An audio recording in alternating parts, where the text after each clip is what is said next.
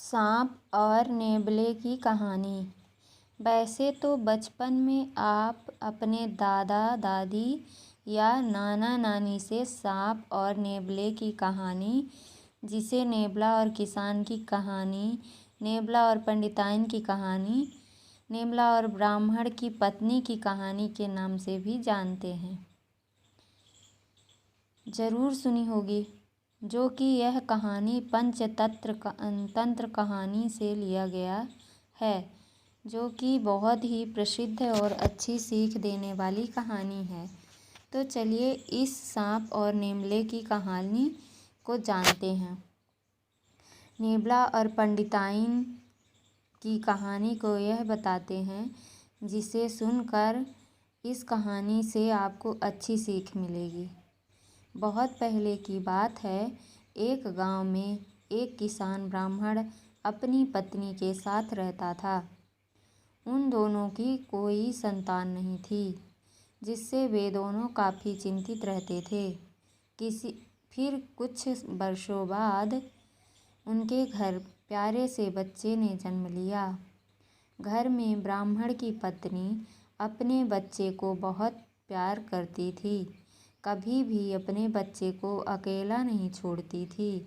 एक दिन की बात है, किसान ब्राह्मण की पत्नी को अपने घर के बाहर नेवले का छोटा सा बच्चा दिखाई दिया, जिसे देखकर उस ब्राह्मणी को उस नेवले के बच्चे पर दया आ गई और वो उसे घर के अंदर ले गई और उसे अपने बच्चे की तरह ही उस नेवले के बच्चे को भी पालने लगी।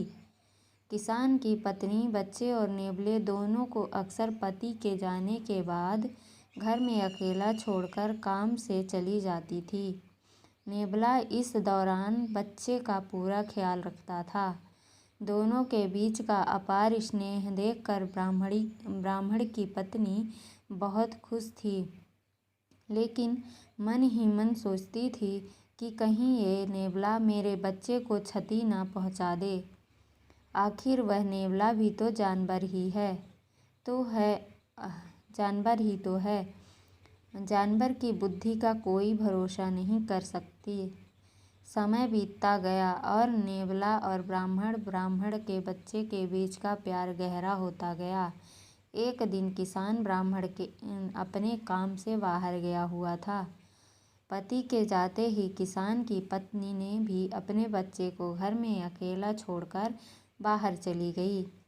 इसी बीच उसके घर में एक सांप घुस आया। इधर ब्राह्मण किसान का बच्चा आराम से सो रहा था, उधर सांप तेजी से उस बच्चे की ओर बढ़ने लगा। पास में ही नेवला भी बैठा था। जैसे ही नेवले ने सांप को देखा तो वो सतर्क हो गया। नेवला तेजी से सांप की ओर लपका और दोनों के बीच काफ़ी देर तक लड़ाई हुई। आखिर में नेवले ने सांप को मार कर बच्चे की जान बचा ली। सांप को मारने के बाद नेवला आराम से घर के आंगन में बैठ गया। इसी बीच ब्राह्मण की पत्नी घर लौट आई। जैसे ही उसने नेवले के मुंह को देखा तो वह डर गई।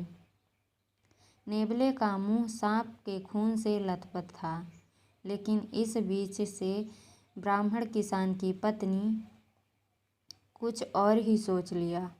वो गुस्से से कांपने लगी। उसे लगा कि नेवले ने उसके प्यारे बेटे की हत्या कर दी। यही सोचते सोचते ब्राह्मण की पत्नी ने एक लाठी उठाई और उस नेवले को पीट पीट कर मार डाला। नेवले को जान से मारने के बाद ब्राह्मणी अपने बच्चे को देखने के लिए घर के अंदर तेजी से भागी। वहाँ बच्चा हंसते हुए खिलौनों के साथ खेल रहा था। इसी दौरान उसकी नज़र पास में पड़े सांप पर गई। सांप को देखते ही देवकन्या को बहुत पछतावा हुआ। वो भी नेवले से बहुत प्यार करती थी, लेकिन गुस्से और अपने बच्चे के मोह में उसने बिना कुछ सोचे समझे नेवले को मार दिया था। अब ब्राह्मण की पत्नी ज़ोर ज़ोर से रोने लगी, लेकिन तब तक बहुत देर हो चुकी थी। उसी समय ब्राह्मण किसान भी घर लौट आया। वह पत्नी की रोने की आवाज़ सुनकर दौड़ता हुआ घर के अंदर गया। उसने पूछा, तुम क्यों रो रही हो? ऐसा क्या हो गया? उसने अपने पति को सारी कहानी सुना दी। नेबले की मौत की बात सुनकर ब्राह्मण को बहुत दुख हुआ। दुखी मन से ब्राह्मण ने कहा, तुम्हें बच्चे को घर में अकेले छोड़कर जाने और अविश्वास का दंड मिला है।